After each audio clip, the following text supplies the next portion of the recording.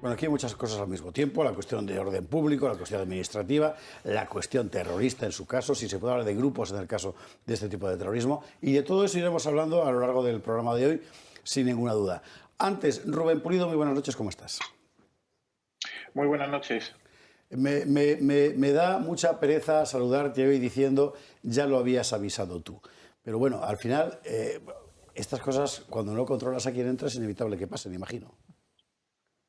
Exactamente, tal cual lo ha citado. Cuando no somos capaces de controlar según qué sujetos o según qué perfiles entran en territorio nacional, pues ocurren estas cosas. Y no solo he avisado yo, sino que hay operativos policiales que nos han venido advirtiendo ya desde hace años de cómo yihadistas, de cómo inmigrantes que proceden de zonas de alta radicalización islámica o profesan la religión con un carácter peligroso y preocupante, vienen accediendo a través de las rutas de la inmigración ilegal, y este es un ejemplo. Antes, todo este tipo de sujetos radicalizados, todos estos soldados de la yihad, utilizaban rutas de los Balcanes, utilizaban medios aéreos, pero una vez la policía ha logrado contener la entrada por esas vías, ahora están haciendo uso de la inmigración ilegal, y así lo vienen evidenciando numerosos operativos. Por ejemplo, desde el año 2020, año que, por cierto, en el mes de abril se detiene a uno de los soldados del Daesh más buscados a nivel europeo, Abdelbarit, de origen egipcio, en pleno centro de Almería. Desde esa detención de uno de los terroristas más buscados a nivel europeo, yo he estado mirando durante el día de hoy diferentes diligencias que han ido llegando a mis manos durante estos años, y hablamos de al menos 16 yihadistas detenidos en territorio español que han utilizado este modus operandi, que han utilizado la inmigración ilegal para ingresar en territorio español sin ser detectados, ajenos a todo tipo de control policial, aprovechando la merma de efectivos que hay en muchos puntos calientes de la inmigración ilegal. Aquí hay una cuestión como es complicada desde el punto de vista de la práctica policial, seguramente hay que explicar. Y es que un tipo como este, que se convierte en terrorista, si no pertenece de entrada a un grupo, y este tipo de terrorismo no es grupal, es inidentificable.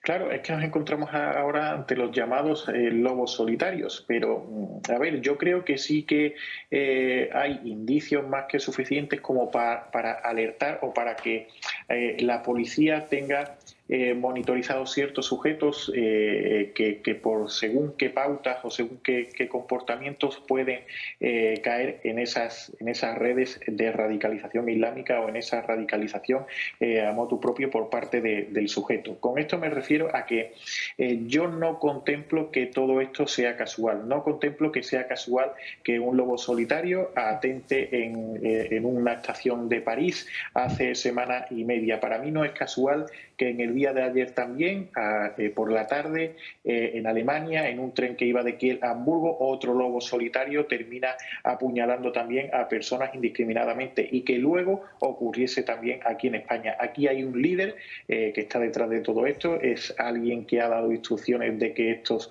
lobos solitarios actúen, y yo creo que si no están capacitadas las fuerzas y cuerpos de seguridad del Estado para detectar este tipo de pautas, deberían ponerse manos a la obra, o deberíamos todos ponernos manos a la obra. Obviamente lo primordial es acabar con es cerrar esa puerta, es cerrar esa vía de entrada, siendo ya conscientes de que la están utilizando, pero también, sin lugar a dudas, ser capaces, ¿no?, de anticiparnos, de actuar de forma preventiva contra este tipo de sujetos, que en muchos casos, según me cuentan a mí fuentes policiales y de los servicios de información, en muchos casos por pautas, por comportamientos, por lugares que llegan a frecuentar, incluso por el propio físico de estos sujetos, se puede llegar a detectar según qué conductas que pueden avisarnos de que puede caer, de que puede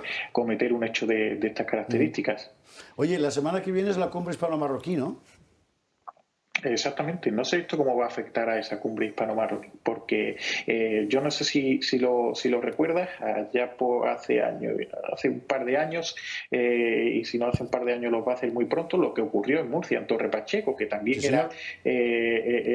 fue ocasionado por un sujeto de nacionalidad marroquí que no fue tipificado como atentado yihadista, sin embargo, todas las pautas y todo el ritual que había llevado a cabo este sujeto, pues apuntaba hacia ese origen yihadista. No se quiso hablar de ello para no tensar más la cuerda con Marruecos. No sé cómo puede afectar este suceso en esa cumbre hispano-marroquí. Lo que ya sí me adelantan es que nuevamente por parte de Rabat va a haber exigencias y dentro de esas exigencias entra una de las peores noticias que podríamos recibir después de esa cumbre, y es que Marruecos exija que todos aquellos marroquíes que en estos momentos se encuentran irregularmente, ¿no?, que se acelere ese proceso de adquisición de nacionalidades sobre ellos. Una última cuestión, Rubén. Tú llevas la cuenta del número global de inmigrantes ilegales que han entrado en España desde que Pedro Sánchez se hizo cargo del gobierno, que supera con mucho, tanto proporcional como directamente, a todo lo que hemos conocido hasta ahora. Sí, en estos momentos son más de 220.000 desde que Sánchez llega a Moncloa, pero más de 220.000 interceptados y contabilizados de forma oficial. Y digo esto porque este tipo de sujetos entra sin ser interceptados, y en puntos calientes de la inmigración ilegal. Hace 3 o 4 días estaba hablando con un agente de la Policía Nacional de Almería que me decía que durante el año pasado tenían más de 400 embarcaciones diligenciadas, más que a todo el conjunto de Islas Canarias, y que me decía que en un momento dado, cuando las condiciones meteorológicas son favorables a nivel marítimo, parten 30 o 40 embarcaciones del norte de Argelia, pero que al final, con los efectivos que hay, con los recursos humanos y materiales de los que disponen, solo logran interceptar aproximadamente la mitad. Es decir, estamos hablando de que un 50% de las embarcaciones que llegan a lugares como la provincia de Almería no llegan a ser interceptadas. Entonces nunca vamos a saber, nunca vamos a conocer esa cifra exacta, pero sin atendiendo a cifras oficiales, a mí me parece una auténtica barbaridad normalizar la entrada a territorio nacional de esta forma. ¿Se puede considerar esto, ya te dejo tranquilo, se puede considerar esto un hecho aislado, como sugiere Moreno Bonilla?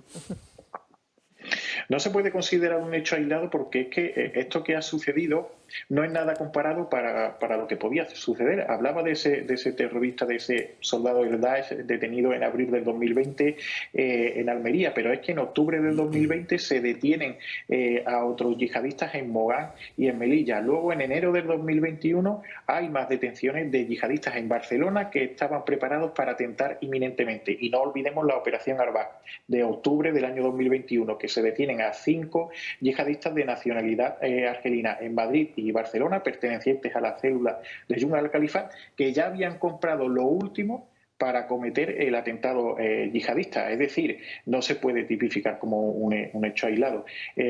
Afortunadamente se ha podido evitar una tragedia aún mayor, pero las tentativas son continuadas. Rubén Pulido, compañero, gracias mil por estar con nosotros esta noche. Volvemos a hablar. Un abrazo fuerte. Un placer siempre, un abrazo.